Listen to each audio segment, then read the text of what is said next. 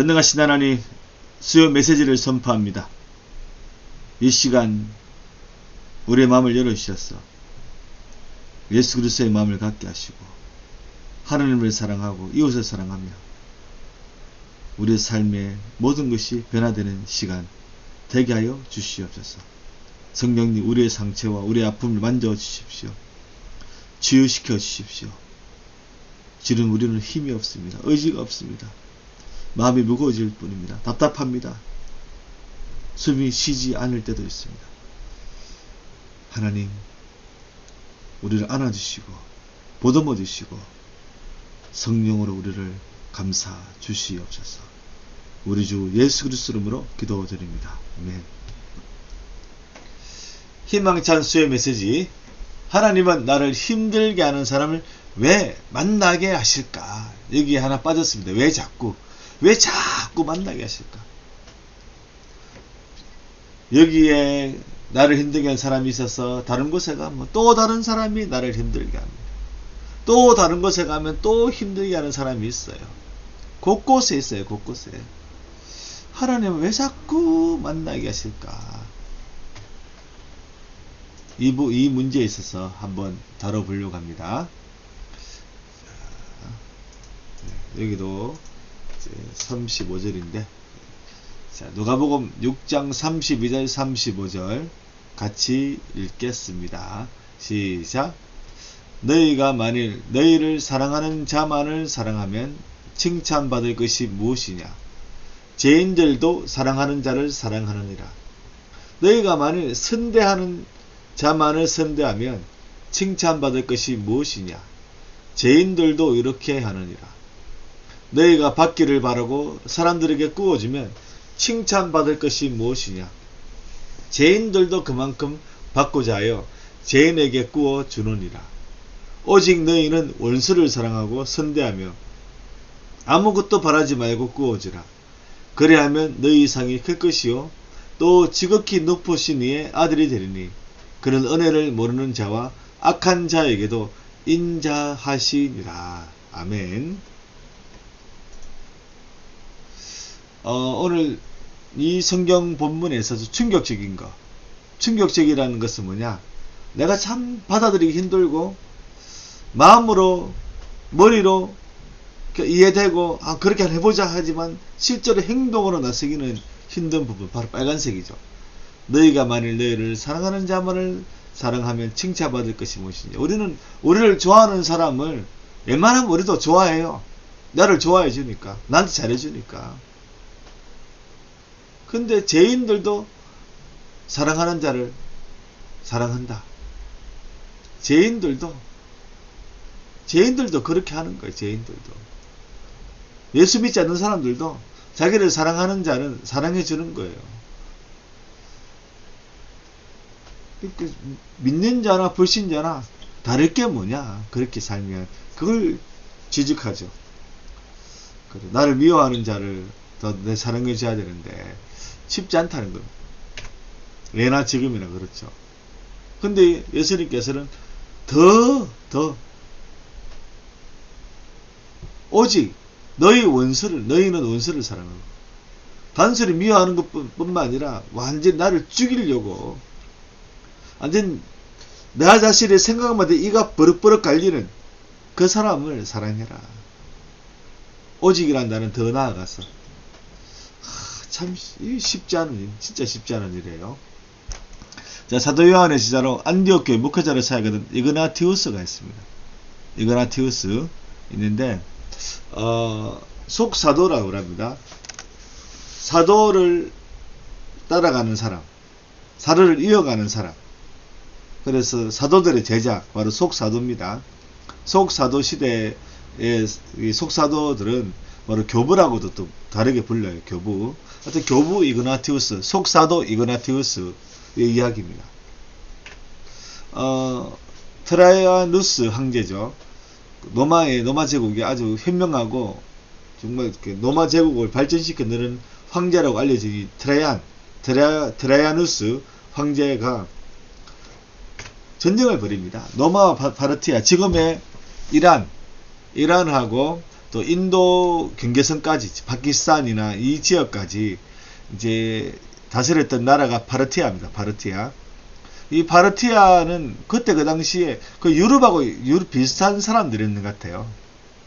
문화도 비슷하고, 물론 이제 지역마다 특색이 다 있죠. 특색이 이제 헬라 문화권이긴 하지만 또 다 지역마다 또 특색이 다 있고 자기들의 고유한 문화도 있고. 그런데 이 노마하고 파르티아가 늘 전쟁을 했습니다. 노마하고 파르티아하고. 그래서 노마 제국과 파르티아가 국경선을 맞대고 있으면서 그 어떤 패권 다툼을 했다는 것입니다. 파르티아가 아주 강력한 나라였다는 거죠.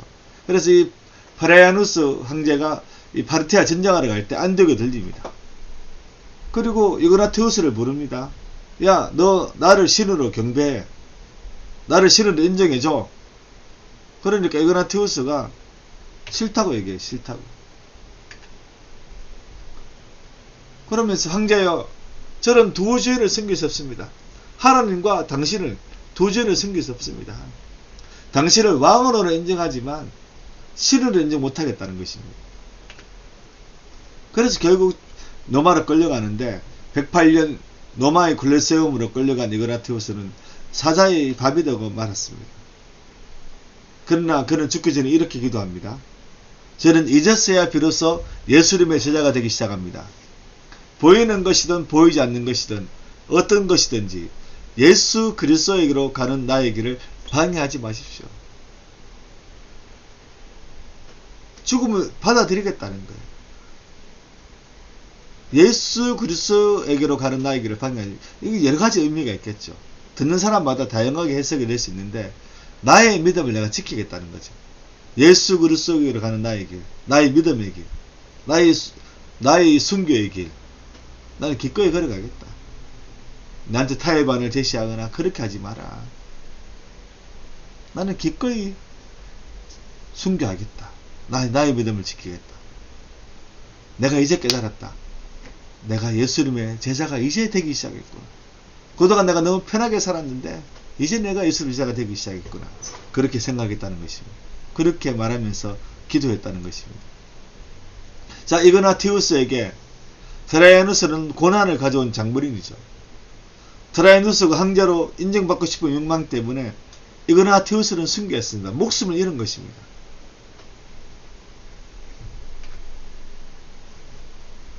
그러나 이그나티우스는 황제를 원망하지도 미워하지도 않았다는 것입니다. 사자의 밥이 되는 가운데서도 그는 순교하는 자신이 자랑스러웠고 예수님을 위해서 자신이 할 수 있는 일, 바로 믿음 지키는 일, 순교할 수 있는 일, 많은 또 그리스도인들한테 그래 죽음 앞에서도 사자 앞에서도 의연하게 대처하는 모습을 보여줘서 용기를 심어주는 일, 그런 일을 자기가 할 수 있다는 것에 대해서 감사했다는 것입니다. 그래서 이그나티우스는 트라이아누스 황제가 고마울 뿐이죠. 내가 정말 예수 그리스도 제자가 이제 되는구나. 당신 때문에 고맙다. 당신 때문에 내가 나의 믿음을 많은 사람한테 보여줄 수 있었구나. 나로 인해서 많은 사람들이 위로받게 되었구나. 정말 고맙다. 그렇게 얘기했던 것입니다. 이그나티우스에게 자신을 죽인 황제는 저주가 아니라 복이었던 것입니다. 자, 기독교 베스트셀러 제자요, 미국의 목회자인 카이 아이들만이라고 있습니다. 카이 아이들만. 참 이렇게 글을 재밌게 잘 쓰고 참 이제 읽을 만한 그런 책들이 많습니다. 많은데 이분의 팬인가 제자인가에 나오는 건 아니고 다른 책에 나오는데 어떤 내용이냐면 자기가 목회하는 한 40~50명 되는 조그만 교회, 지금 아직 수천 명 모이는 큰 교회 목회자입니다. 근데 그 이전에 한 40명 정도 되는 그런 이제 교회, 조그만 교회에서 사역을 할 때입니다. 근데 7살짜리 아이가 혼자서 왔다는 거죠. 교회 가까이에 사는 아이 같은데, 카일 아이들먼도, 쟤는 교회 가까이 사는 거라. 그래서 혼자 걸어서 왔구나. 그렇게 생각했다는 거죠. 근데 예배 시간만 되면 온 예배당을 뛰어다니는 거예요. 물론 그전에도 뛰어다녔겠죠. 하여튼 교회 오면 뛰어다니는 거예요. 이 설교할 때도 뛰어다니는 거예요. 하루는 한참 설교를 열심히 하고 있는데 이 아이가 막 뛰기 시작합니다. 그전에도 몇 번 경고했지만 말이 안 먹히니까 그래, 설교나 열심히 하자. 그래, 열심히 설교하는데. 근데 교회의 출입구에, 우리도 뭐, 우리 교회는 없지만 또 천사의 서론 있잖아요. 그다음 유리된 출입문하고 또 유리로 된 벽이 있잖아요. 그 아이가 물건을 하나, 장난감 같은 거 하나 던졌는데, 그 유리 중에 하나가 와서상 깨진 거예요. 그래서 이 카일 아이들만이 화가 나가지고, 야! 그러면서 화를 내고, 또 교인들도 완전 난장판이 됐죠, 예배 시간이. 겨우겨우 예배를 끝내고 난 뒤에. 카일 아이들만과 그 사모님, 이 7살짜리 남자아이를 데리고 그 아이 집으로 갔습니다. 처음 갔는 거죠. 근데 이 아이는 일반 주택에 사는 것이 아니라 이동식 주택이 있잖아요. 그런 이제 미국은 가난한 자들을 위해서 그런 것들을 이제 공급해주는 그런 제도가 있는 주도 있다고 하거든요. 아주 가난한 집안이었어요. 조그만 이동식 주택에 엄마하고 이 아이만 사는 거예요. 그러니까 그 엄마한테 이 아이가 교회에서 저질렀던 일에 대해서 따지려고 갔는데, 그 아이가 사는 환경을 보니까 그렇게 못하겠다는 거죠. 보니까 아빠도 없는 것 같아. 엄마하고 이 7살짜리 남자아이만 같이 사는 것 같아. 얼마나 힘들겠습니까? 엄마도 힘들고 아이도 힘들고. 그러니까 어른 둘이가 7살짜리 자기 아들을 딱 데리고 오는 걸 보고 이 아이가 또 사고 쳤고 나가면서 아이한테 막 엄마가 뭐라 하는 거예요. 그러니까 더 이렇게 마음이 약해져 가지고 아무것도 못하고. 그러면서 이 카일 아이들머니, 우리는 이 아이를 혼내러 온 게 아니다. 그냥 당신을 초청하러 왔다. 다음 주에, 안 그러면 또 그 다음 주에라도, 안 그러면 주중에라도 교회 오면 언제든지 환영하겠다. 그런 말을 이제 남기고 왔고, 그래서 이 카일 아이들만은 이제 이 엄마가 올 줄 알았대, 교회에. 그래서 이제 이 엄마가 왔을 때 이제 설교를 하려고 이렇게 설교문을 따로 하나, 이 엄마를 위해서 멋지게 준비해놨는데 결국 오질 않았다고 합니다. 여러분, 아주 소소하지만 우리한테도 우리가 아주 심혈을 기울이고 있을 때 누군가 방해꾼이 나타나는 거죠. 이 7살짜리 아이처럼. 그런데 우리는 그 사람의 형편과 사정을 보면 충분히 이해할 수밖에 없는 그런 일들이 있을 수 있다는 것입니다. 그렇게 살 수밖에 없는, 그렇게 늘 표현을 그렇게 할 수밖에 없는 그런 사연, 그런 사연이 있다는 거예요. 하나 더 보겠습니다. 그 가수 강원래 씨 교통사고 나서 하반신 마비가 된 이 가수 강원래 씨 아내 김송 집사님 간증을 며칠 전에 들었는데, 원래 교회를 어릴 때 다녔다가 이제 강원래 씨하고 결혼할 때는 교회를 안 다녔는 그런 상태였다고 합니다. 근데 어떤 결혼하려고 하다가 교통사고 나서 강원래 씨가 누워있고, 하지만 또 TV에 나와서 우리 사랑 끈끈해요. 우리는 잘 살고 있어요. 막 그렇게 얘기를 많이 하고 다녔잖아요. 인터뷰에. 신문 기사, 잡지 이런 데 인터뷰를 많이 했어요. 근데 그런 인터뷰를 했지만 집에서 강은래 씨하고 늘 싸우는 거예요. 이때 28, 9살. 정말 꽃다운 나이에 내가 평생 이 장애인하고 살아야 되나.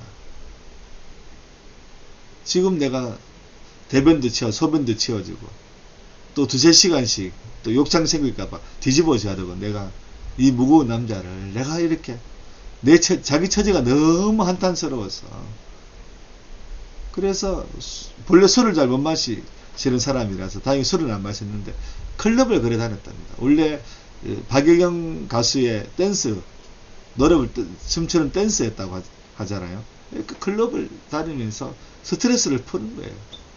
클럽을 다니면서. 그렇게 살다가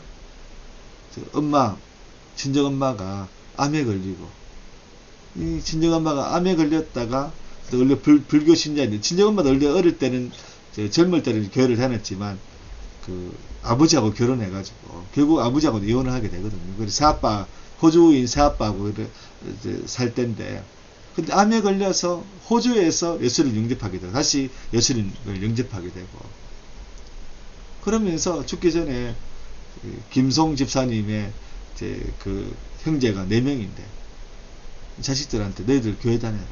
예수 믿으라. 그렇게 하면서 결국 암 때문에 돌아가셨다는 거죠. 엄마 유언에 있으니까 어떻게든 교회를 가보려고 갔다는 거예요. 그러면서 한 교회에 정착을 하게 되고 그러면서 정말 예배가 온데 은혜를 받아서 그래 내가 정말 강원래씨를 정말 사랑해보자. 그런 마음이 새로운 마음이 들었다는 거예요. 그러면서 자기 인생에 대한 한탄, 어려움 이런 것들이 싹 지나가고 강원래씨는 하나님의 내게 주신 복이다. 그 이전에는 당신 때문에 내 인생이 이러졌다고 그렇게 했지만 그때 이 예수님을 만나고 난 뒤 새로운 마음이 생기니까 하나님의 내게 주신 축복의 통로다. 바로 강원래 씨가 나의 복이다. 그렇게 생각하면서 섬기게 되었다는 것입니다. 여러분, 전능하신 하나님께서는 우리에게 주신 모든 환경을 통해서 하나님의 사랑을 보여주시려고 하십니다. 그렇다면 하나님의 백성이여 그리스도인인 우리는 우리에게 일어나는 모든 상황에서 하나님과 그리스도와 성령님을 사랑하고 따르는 우리의 진실한 마음을 고백하는 것이 정상적인 그리스도인입니다.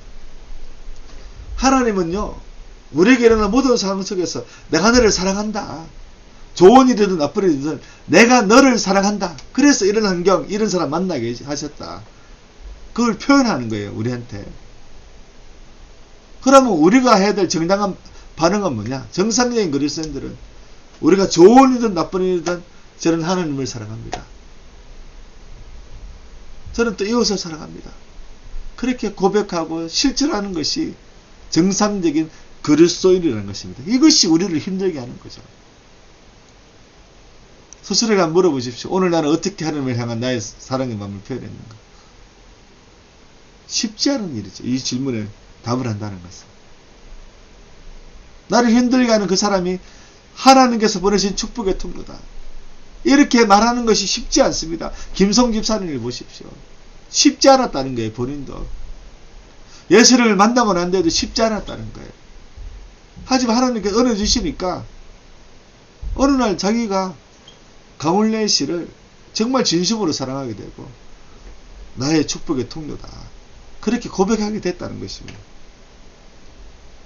여러분, 나를 힘들게 하는 자를 사랑할 수 있는 비결은 무엇일까요? 정말 이 불가능한 일이 가능하게 되는 비결은 무엇일까요? 나의 인내심이 많아서? 나가 원래 착하니까?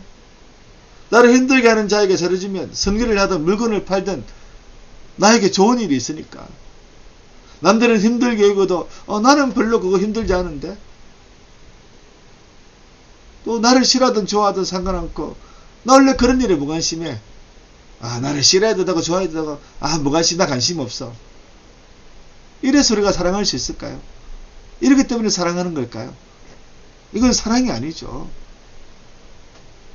그냥 동정이라고 말할 수 있을까요? 에스겔서 36장 26절 또 새 영을 너희 속에 두고 새 마음을 너희에게 주되 너희 육신에서 굳은 마음을 제거하고 부드러운 마음을 줄 것이며 빌립보서 2장 5절 너희 안에 이 마음을 품으라. 그 그리스도 예수의 마음. 여기에 답이 있습니다. 바로 새 영, 새 마음.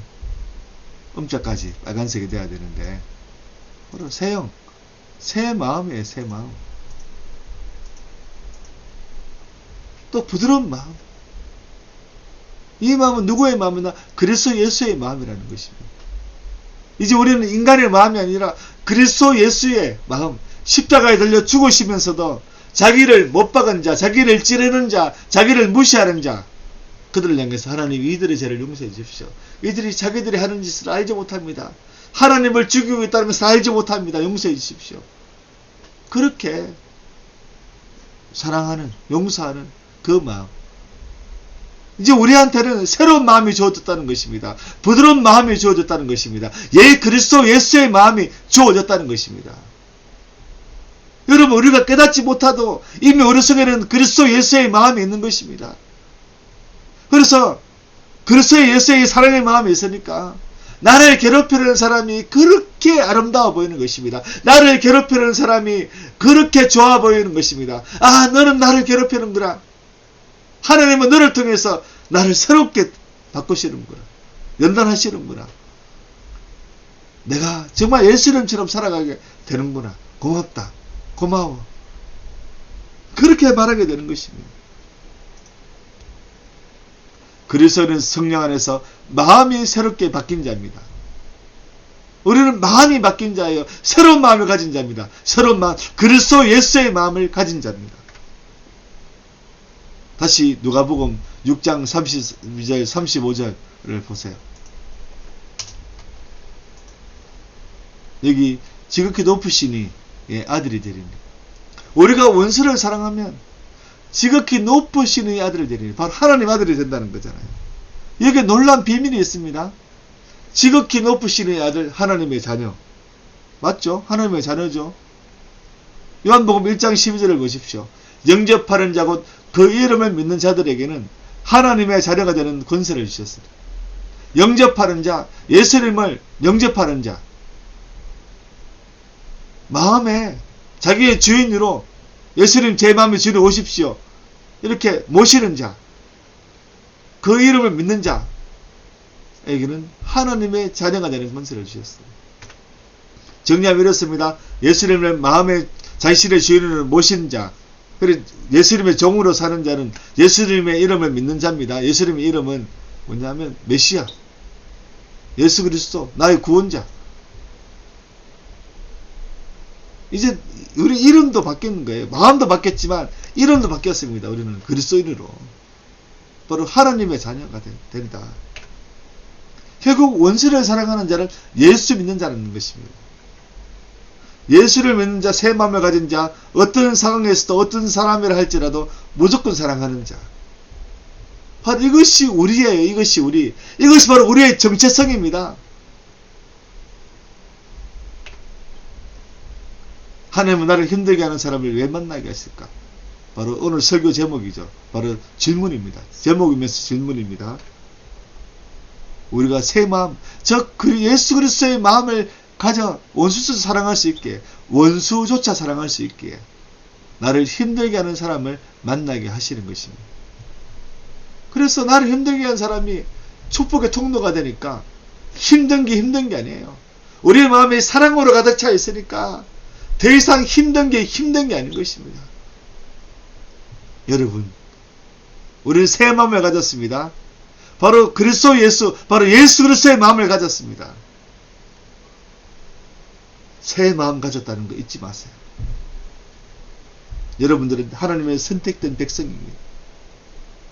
선택된 백성은 누구나 새 마음, 예수 그리스도의 마음을 가지고 있습니다.